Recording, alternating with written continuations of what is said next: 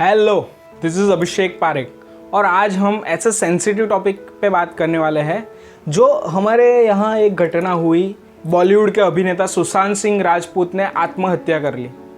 तो बड़े सारे लोग बोलते हैं कि मेंटल हेल्थ के लिए लोगों को जागरूक होना बहुत ज़रूरी है, मेंटल हेल्थ के लिए अवेयरनेस लाना बहुत ज़रूरी है और हम इसी पे काम करते हैं। हमने जो मन शांति शुरू किया है उसका ध्येय यही है कि लोग मानसिक तौर पर मजबूत बने। तो ये सिचुएशन ऐसी क्यों होती है, आत्महत्या लोग क्यों करते हैं?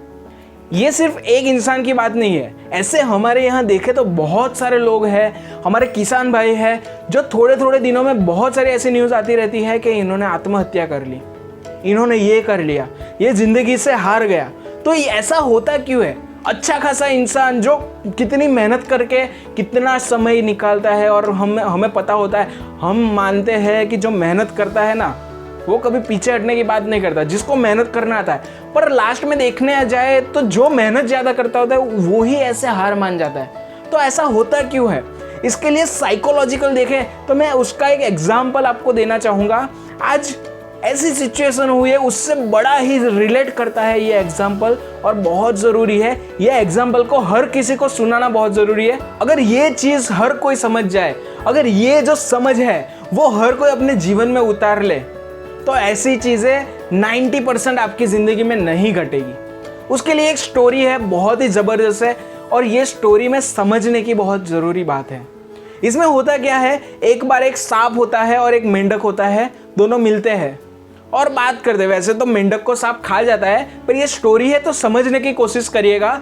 उधर बात होती है और वो दोनों एक दूसरे के साथ बात करते हैं। सांप उसको बोलता है मेंढक को, अरे मेरे जहर से तो इतने सारे लोग मर जाते हैं, तेरी वजह से कुछ नहीं होता, तू तो डरा भी नहीं सकता।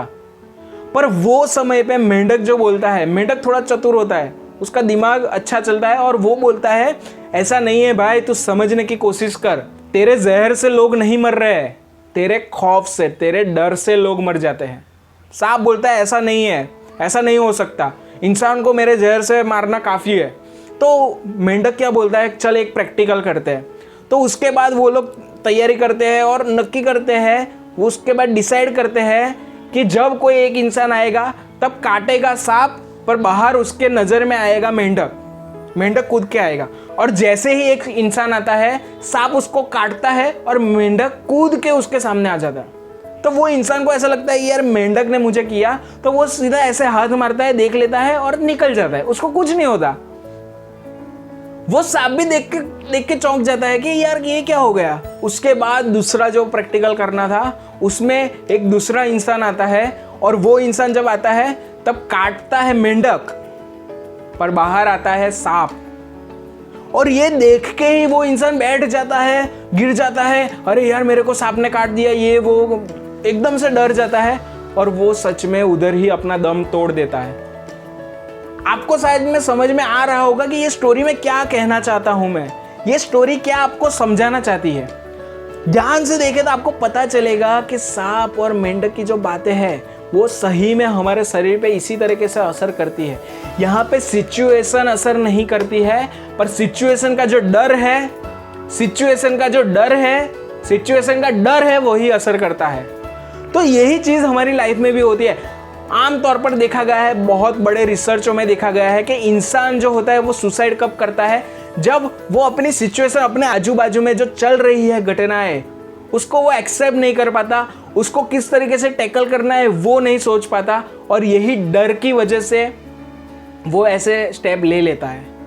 पर शायद देखने जाए तो ऐसी ही सिचुएशन है उसने अपने पास्ट में भी ली होती है, उसके सामने भी वो खड़ा हुआ होता है, या तो फ्यूचर में उसके लिए कैपेबल हो सकता है, पर उसकी नज़र में ये नहीं आता, उसका माइंडसेट पूरा उसमें ही घुमा रहता है और वो ऐसे डिसीजन ले लेता है। तो हमें समझने की यही ज़रूरत है कि सिचुएशन आपको नहीं हिला सकती, अगर आप चाहो तो।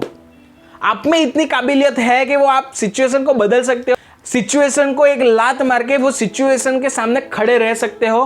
पर आपको बिगाड़ता क्या है, आपके माइंड सेट को बिगाड़ता क्या है, आपके अंदर की जो ये फीलिंग है, डर की जो फीलिंग है, सिचुएशन का जो डर है, सिचुएशन का जो खौफ है, यही आपको तबाह करने के लिए काफ़ी है। ये सिर्फ आत्महत्या की बात नहीं है, बहुत सारी जगह पे देखा गया है कि लोग हार मान जाते हैं, लोग कुछ ना कुछ स्टार्ट करते हैं पर हार मान के बैठ जाते हैं। इसका रीजन क्या है?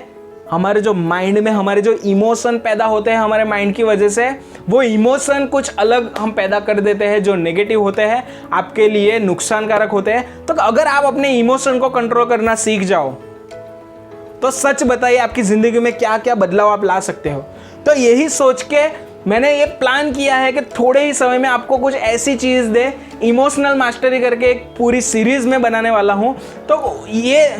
तो ये चीज़ को लोगों तक पहुँचाए, और इमोशनल मास्टरी के लिए जितने लोग ज़्यादा होंगे, जितने लोगों तक ये पहुँचेगा, उतने वो लोगों को भी अपनी ज़िंदगी में फ़ायदा होगा। और हमारे इमोशन को, ये जो डर वाला इमोशन है, ऐसे बहुत सारे नेगेटिव इमोशन है, इसको हमारे कंट्रोल में रखना बहुत ज़रूरी है। नहीं तो बड़े बड़े चीज़ें इस तरीके से हो जाती है। हमें ऐसा लगता है कि पैसा होता है, नेम एंड फेम होता है, तो कुछ ज़रूरत नहीं है ये सारी चीज़ों को।